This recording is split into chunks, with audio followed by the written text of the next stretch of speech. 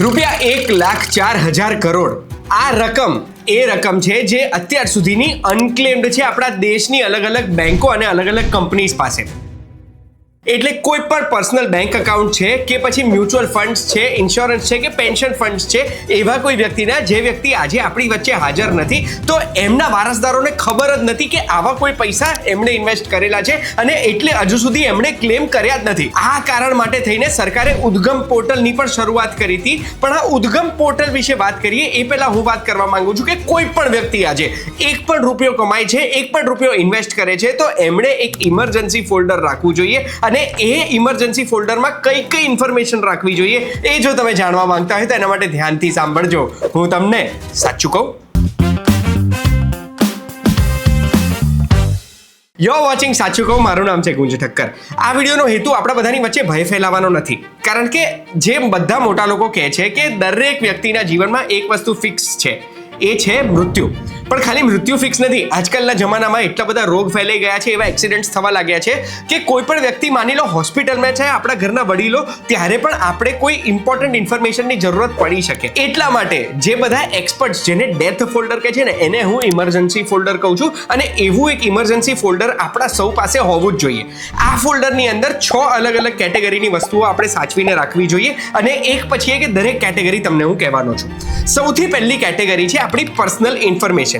એટલે આપણા સ્પાઉસની, આપણા બાળકોની કે પછી ઘરમાં વડીલોની બધાના આધાર કાર્ડની એક નકલ હોવી જોઈએ, પર્સનલ આઈડેન્ટિફિકેશનની એક નકલ હોવી જોઈએ, ડ્રાઇવિંગ લાયસન્સની એક નકલ હોવી જોઈએ, પેન કાર્ડની એક નકલ હોવી જોઈએ, બર્થ સર્ટિફિકેટ, મેરેજ સર્ટિફિકેટની એક નકલ હોવી જોઈએ. અને એના સિવાય બચે છે ઇલેક્શન કાર્ડ. એની પણ એક નકલ આ ફોલ્ડરમાં રાખી દેવાની. એટલે દરેક વ્યક્તિની પર્સનલ ઇન્ફોર્મેશન એક જ જગ્યાએ સેવ્ડ છે. બીજા નંબર પર આવે છે ફાઇનાન્શિયલ ઇન્ફોર્મેશન. આ ફાઇનાન્શિયલ ઇન્ફોર્મેશનને પણ મેં 3 પાર્ટમાં ડિવાઈડ કરી છે. સૌથી પહેલા બેંકની ડિટેલ.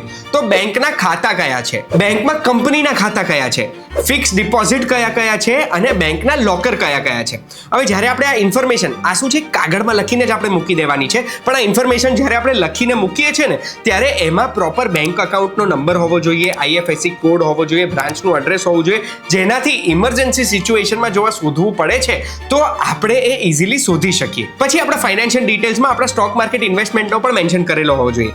જેમ મેં તમને પહેલા કીધું એમ લોકોના મ્યુચ્યુઅલ ફંડ્સ પણ અનક્લેમ્ડ પડ્યા છે હજુ સુધી. એ એટલે જ અનક્લેમ પડ્યા છે કારણ કે એમના વારસદારોને ખબર નથી કે આવી કોઈ જગ્યાએ પણ ઇન્વેસ્ટમેન્ટ થયું છે.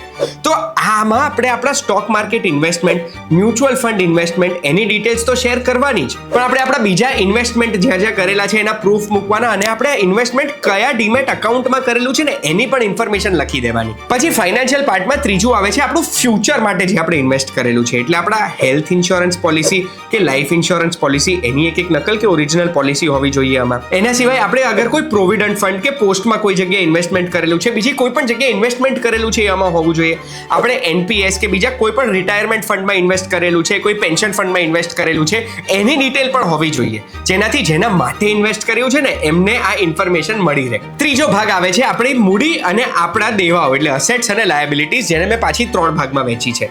સૌથી પહેલો ભાગ છે અગર રિયલ એસ્ટેટમાં આપણે ઇન્વેસ્ટ કરેલું છે તો એની ડિટેલ હોવી જોઈએ કે આપણે જ્યાં ઇન્વેસ્ટ કર્યું છે ત્યાંનું 7/12, ત્યાંનું ઓરિજિનલ ડીડ આપણી જોડે હોવું જોઈએ, ટાઇટલ, શેર સર્ટિફિકેટ, કોઈ જમીન છે તો એ જમીનના રેકોર્ડ, એગ્રીકલ્ચરલ જમીન છે તો એના રેકોર્ડ હોવા જોઈએ. અગર આપણે રેન્ટ ઉપર રહીએ છીએ તો એ રેન્ટ એગ્રીમેન્ટની પણ એક કોપી હોવી જોઈએ. બીજું, આપણા બિઝનેસની બધી ડિટેલ હોવી જોઈએ. એટલે બિઝનેસ આપણે કયા કરેલા છે, એમાં કોઈ પાર્ટનરશિપ ડીડ કરેલી છે, કંપની ઇન્કોર્પોરેશન કરેલું છે, બિઝનેસના ITR આપણે ફાઇલ કરેલા છે તો એ હોવા જોઈએ, લાસ્ટ 4-5 વર્ષની બેલેન્સ શીટ હોવી જોઈએ, બિઝનેસના પાન કાર્ડ, બીજા કોઈ પણ રજિસ્ટ્રેશન, આ બધું પણ હોવું જોઈએ. પછી આગળ આપણે આપણા દેવા વિશે પણ આમાં મેન્શન કરવું પડે. માની લો આપણી હયાતી નથી કે પછી આપણે હોસ્પિટલમાં છે, બીમાર છે, એવા સંજોગોમાં આપણા ઘરવાળાઓને કોઈ હેરાન ના કરવા જોઈએ એવું કહીને કે અમને અમારે પૈસા લેવાના છે. હવે એ ના કે એના માટે આપણે કઈ ડિટેલ એમાં લખેલી હોવી જોઈએ કે આપણું કેટલું દેવું છે, કોને છે, કઈ પ્રકારનું દેવું છે, ક્રેડિટ કાર્ડનું દેવું છે, આપણે હોમ લોન લીધેલી છે કે બીજી કોઈ પણ લોન છે,